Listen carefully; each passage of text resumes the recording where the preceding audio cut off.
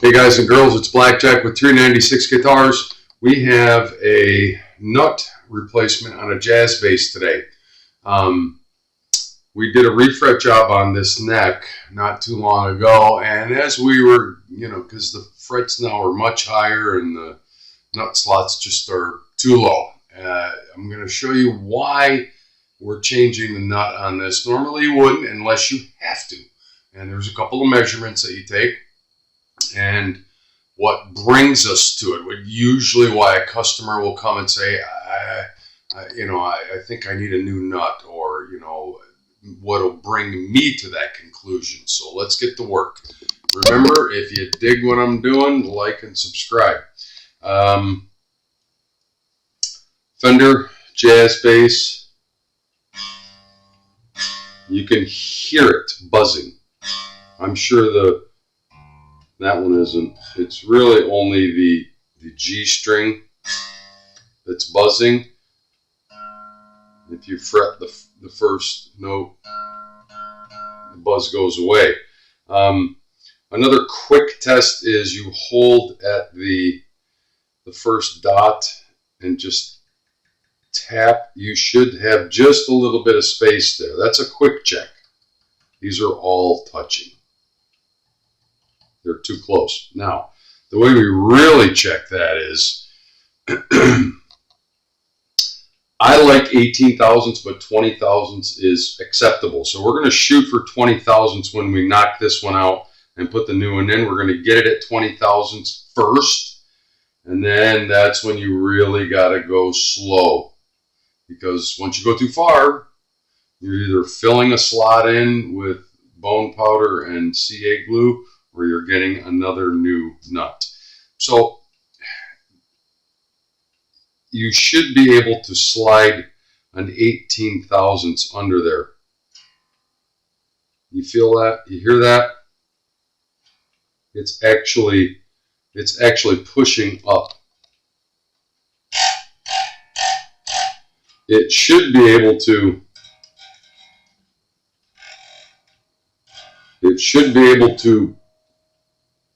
play the note but buzz a little bit on the feeler gauge. There, it's completely dead. So when we get done, I'm going to show you what it's supposed to sound like. So the first thing we're going to do is we're going to knock the strings off. We're going to reuse these strings. These strings are not old. So we're going to replace it with a Tusk. This is specifically for a J bass. Whether or not this is the right, this is the only thing that could put the kibosh on this. I'm not 100% sure what the radius is, because it doesn't say anywhere on there what it is. Sometimes you got to cut those down. Now there's a knob on one end, which might be an adjustment to, they're pre-slotted, but that might be an adjustment to get it to fit the radius. And sometimes you got to shade these things and massage them a little bit. By the way, this is Tusk. This is the real deal. You can hear when you drop it. It's not plastic. I don't know if I have a plastic one anywhere to show you the difference. When I pull, I'm not sure what this one is, but when I pull it out, we'll do that little exercise. I'm pretty sure this is a direct replacement. This is a Canadian product. I have used them. GraphTech is excellent products. So let's get to it.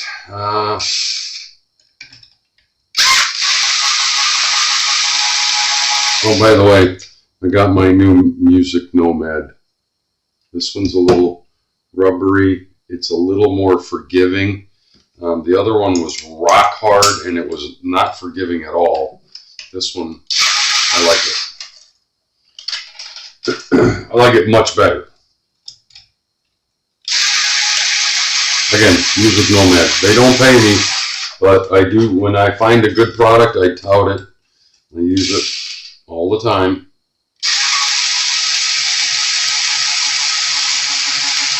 So this may seem a little unsettling at first when you watch how this is done.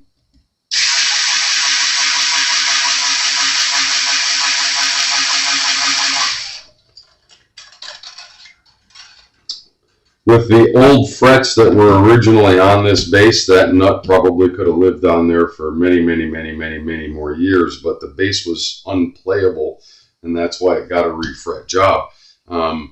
Now with the frets are of course taller, because everywhere there was a string, there was a big divot all, in all the money making spots. All the frets were divoted out. So now that all the frets are nice and tall and standing tall, as it were. With a little bit of luck, we should be able to pop this right out. Sometimes they're open on this side, and you will gently tap it that way until it breaks loose. This one is set down in a ridge. So you got a piece of rosewood here and the fretboard, of course. So what you do, let's see if I can get a good shot at it, is you tap it gently at first.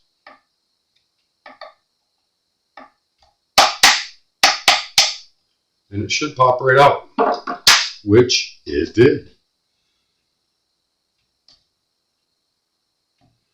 It doesn't take, it doesn't take a lot of glue to hold these in there. They string tension, and if they're fit properly, they will stay in there for a lifetime. Sometimes they come loose when you're restringing. I have them pop off all the time. So this one is probably plastic of some sort. It could even be wood. I almost see a wood grain, but I doubt that. So listen. Tusk. Yeah, very cool. So this is going to give a better resonance as well. So just to check, let's make sure. I better put my bionic eyes on. Bear with me. This is a relatively quick job if everything goes well.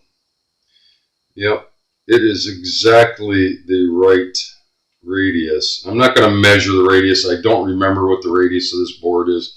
But perfect. Absolutely perfect. We're going to knock that little nubbin off of there. It doesn't need to be on there. It was probably from when it was molded. Or somebody put a piece of glue on there. Yeah, that's all it is. It was probably something to hold it in a mold while they were pre-cutting the slots. I like it. I like the Graphtec products. Canadian product. I've used them extensively. A lot of nuts. String nuts.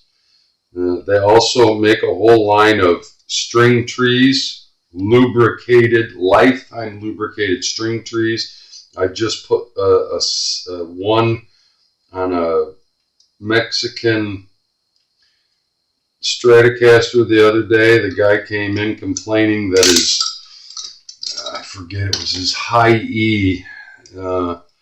The high E, when he was bending the string, the note all the way up. Really bending, the note. Every time he would let go, it would be flat. And it was a floating tremolo. So turned out, under initial inspection, I didn't realize it, but when I got the strings off of it, the string tree had no spacer under it. It was just floating. It wasn't really doing anything. So the thing was moving around and catching the string. So every time he either used the trem to wah wah wah, or when he was bending the note on the high E, it could not get back to equilibrium, back to pitch. So I put a graphite string tree, and it was the same product. It's Graphtec. But that was actually graphite. It's graphite embedded into the plastic, so it's lifetime lubrication. What's graphite? Lube? Pencil. It's the same stuff that's in your pencil, and it's a great lubricant. But I digress. Anyway, I touted that product enough. So these are pre-slotted. You can see where one is larger and they progressively get smaller. Hopefully we'll get really lucky and it'll fit right in there. And it's seeming like probably not. Well, maybe. It is just really, really snug. Nope, I think we're going to have to sand it down. In fact, just by pushing it in there like that, it doesn't want to come out.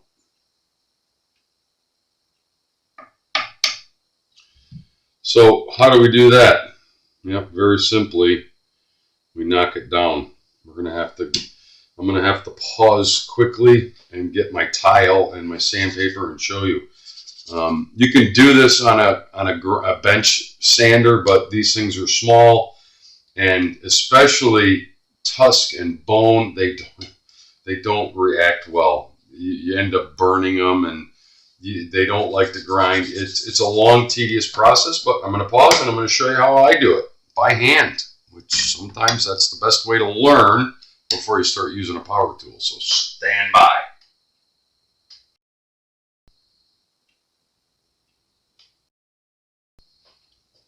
So the way we do this by hand, we start with a known flat surface. Known flat surface. This is my piece of tile that I used for this. I got a 80 grit and I think a 120. Yeah, we're going to cut these down pretty quickly, I think, this down. It's key that you start with a flat surface. Don't just start willy-nilly, start sanding on a wooden surface. You don't know if it's flat, a known flat surface. It has to be flat, flat, flat, flat. Otherwise, you're going to not sand evenly. I'm going to show you by hand. Now, I have a bench grinder. I have a bench sander. We can do it that way, but I don't recommend it until you learn it this way first to know that you're taking off very small quantities and fitting it. Very small quantity, fitting it until you get it just so. So on the back side of this, and I know the camera is going to have a tough time picking that up, there's a little bit of writing. And there are two little divots in the new nut. I'm going to try to take it down to where the writing is gone, of course, and we get down to those little divots. Those are usually there for a reason. They're tooling, but I have found that's like a tooling mark where it was held and made at the factory, however they do it. But I'm going to guess that's a micron, and it doesn't need a whole lot to come off. And I'm going to guess once we get it down to that, that's where we're going to need to be. Try not to sand your fingertips off.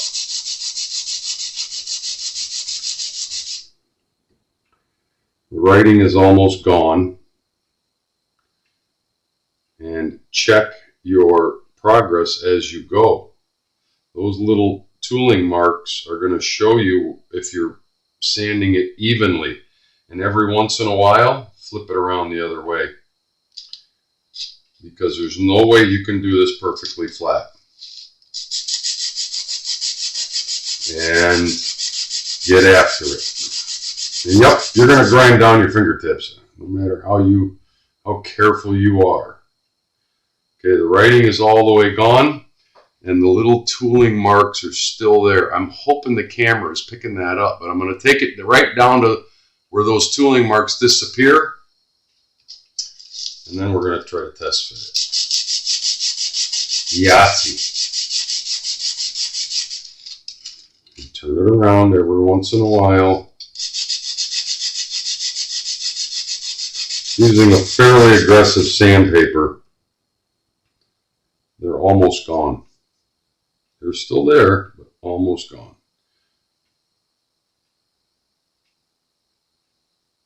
Yep.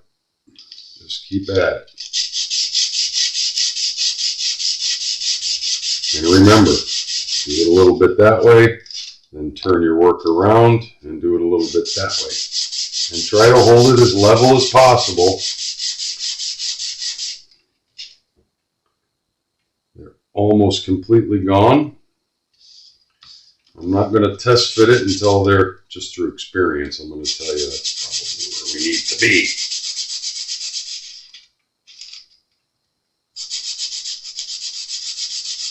So far I haven't gotten too much of my fingers on there. Still a little bit left.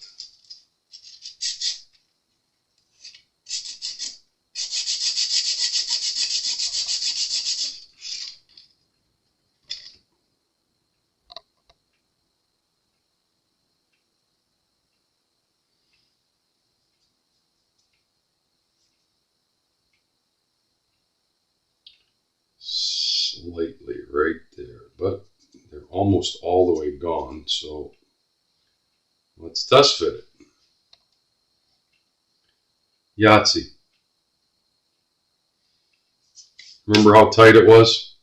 Now it goes in and out perfectly, and that's what you want. Now, the next step, I'm going to pause, get this crap out of the way. We'll be right back. Hold on. So I apologize for keep pausing, but I like to try to save video time. Try as I might to get a whole job into one video, it's hard. So the next step is to get it to where it's flush on one side, and then feel the other side. And if it's sticking out, guess what? We need to shave that down, and it is sticking out.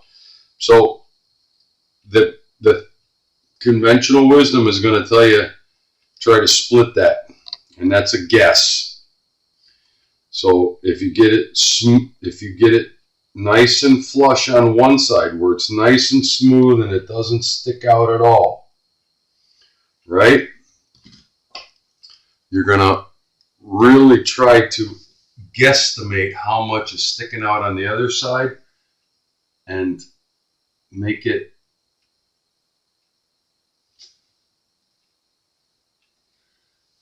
split that difference. So you want a little bit sticking out over here and a little bit sticking out over here, and then you're going to sand each side down slightly until you get it nice and even. That's the tricky part, because if you take it all off of one side, what you're effectively doing is moving your string spacing all the way to one side. If you split the difference, you're keeping your string spacing even.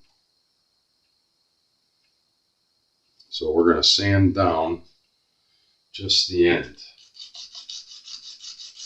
And here's where you got to be really, really careful, a little bit at a time. And don't go nuts on it, because you can chip it, you can have a piece fly off. You don't want that. Now you keep cutting and checking, cutting and checking. That little bit of sanding right there already got it better. That's how little was sticking out. I'm going to do just a little bit more. Tedious, but important.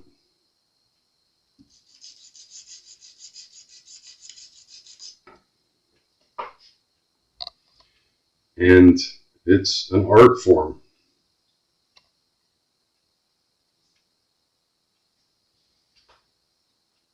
Still sticking out slightly.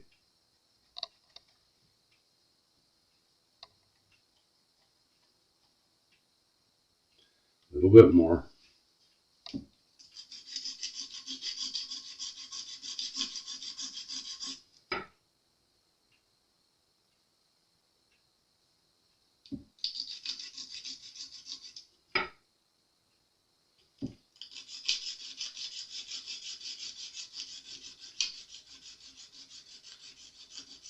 Don't put too much pressure. Let the sandpaper do the work.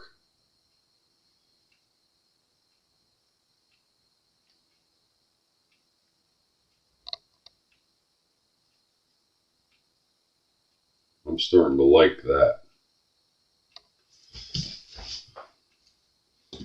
I am starting to like that.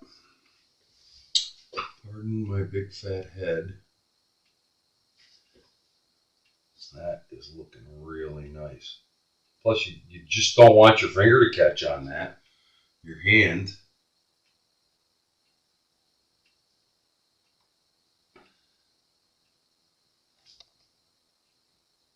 That, as they say, folks, is that. That's how little it took to knock down the side.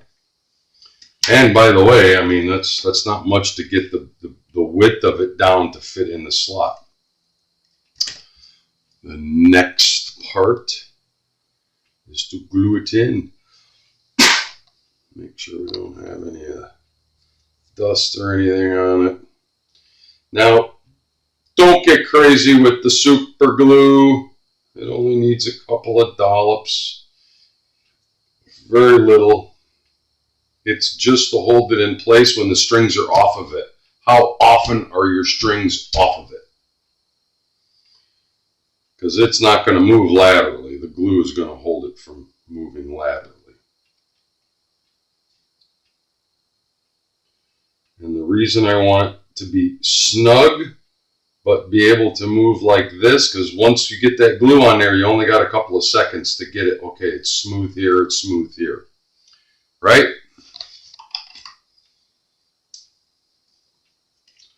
Where do you put the glue? On the bottom? Yep. I'm going to put a drop right there. Drop right there. And that's all it's going to take. In fact, that may be a little too much. It's perfect. Try not to get any on the fretboard.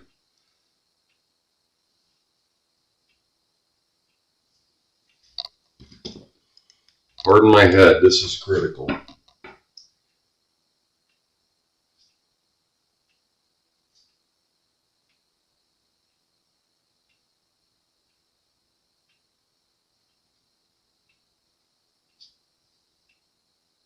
like that.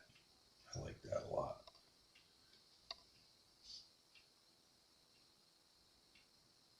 Nice and smooth, nice and smooth.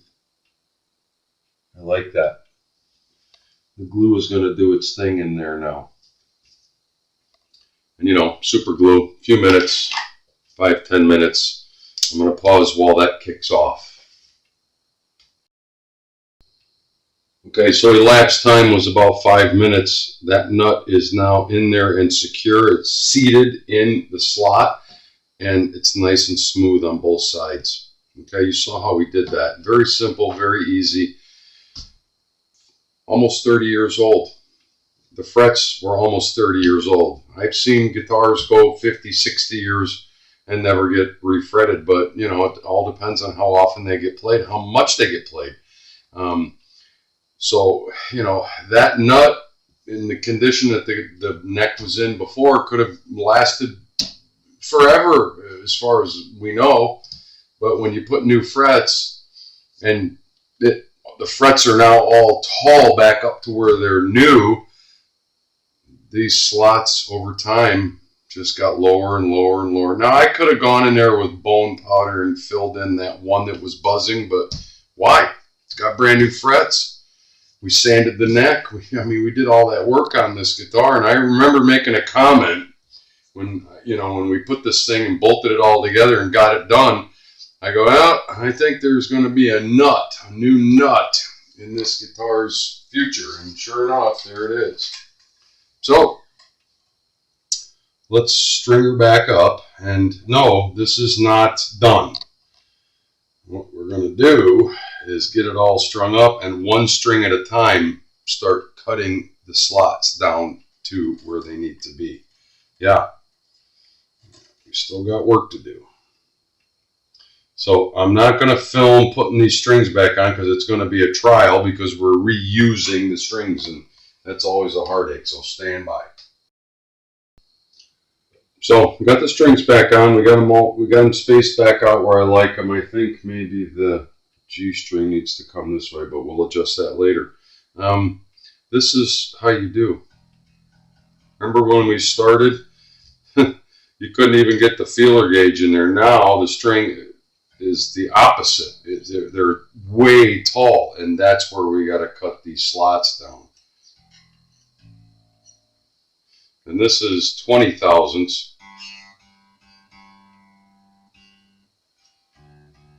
Yeah, we got a lot to cut. So how do we do that? I'll show you right now. We're going to start with the E.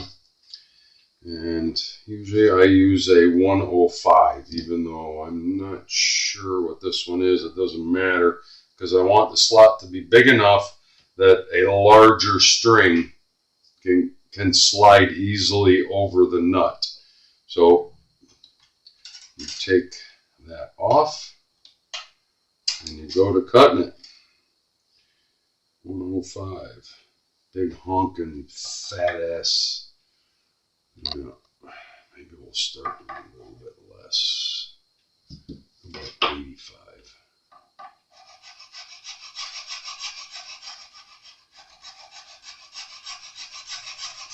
Now, it's important to, every once in a while, you want the string to ride over. You don't want a ridge hanging on the back side of that nut. And you don't want a higher ridge over here, because the measurement from this point down to the fretboard that's the measurement that's important.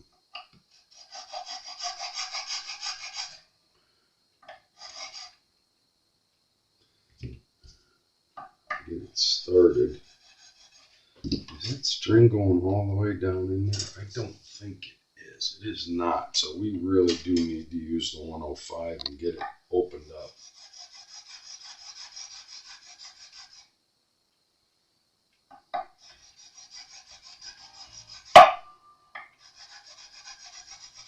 Slowly, in increments, small increments. You can see the material that's coming off here, right? And every once in a while, we have to clean the file, because the file will load up.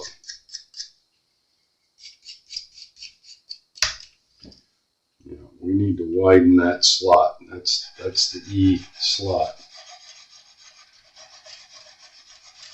Until we get down to where it's actually sitting at the bottom of the nut slot. And don't get carried away with this, because you can go too far really easily.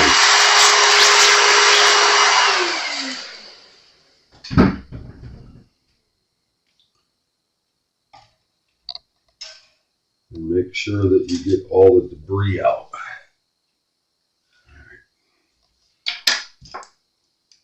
This is critical and tedious.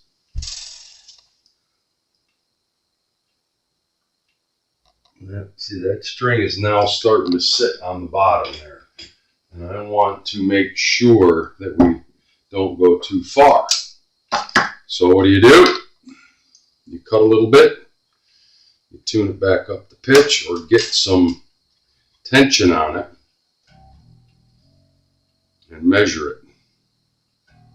I'm plugged into the tuner here. I'm just going to leave it plugged in, because this is going to happen probably 40 times before I get done. And we're going to start with 20 thousandths. Just starting to hear it. Just starting to hear it. Right now, that first nut slot is cut to 20 thousandths. And I'm going to leave it there. When you just start to hear it rattle,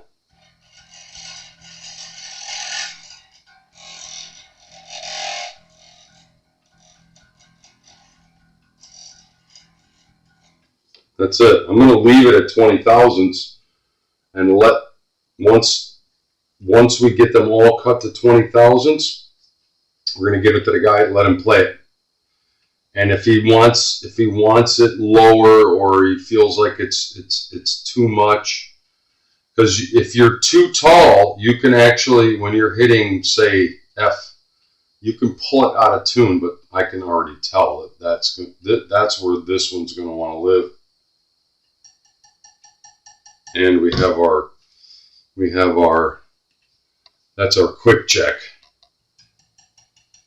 Before it was dead on that fret. You'd hold it at the G, and it was sitting right on the fret. I like that. It could probably go a little bit more, but we're going to set it up like that and see. Yeah, we brought it down a lot already. I can see it so much lower than the A string right next to it. So that's the process. Now I'm going to go and do the rest of these. I'm going to pause, of course, again, because once I get them all done, then I'm going to fine tune them and try to get them down to 18 thousandths, right? And I think that's where we're going to want to live with this. But we're going to start at 20, let the guy play it for a week or so, and bring it back for a readjustment. And sometimes that's the way these living, breathing instruments need to be treated. Don't get in such a hurry to get it all done right now. It doesn't always work like that. So stand by. Okay, so where are we at? Let's tune it up. Get it up to pitch.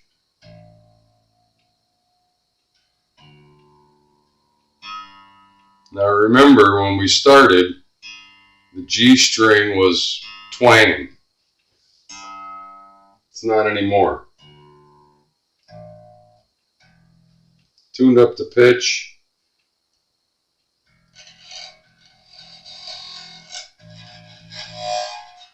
The E and the A are at 20, and I have the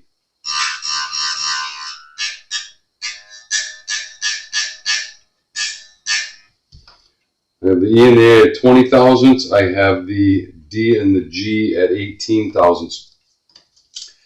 Conventional wisdom tells me to knock these down a little bit, but because they're the bigger strings on a bass, I'm going to leave it and let the guy play it. I think this is going to be fine. Yeah, I'm really plucking hard. Let's check our string height and all that stuff. But that basically is how you change out a nut and get your slots cut. It's not easy. It's tedious. It is definitely a tedious operation. But if you follow that procedure, you'll be fine. Now this might have changed slightly.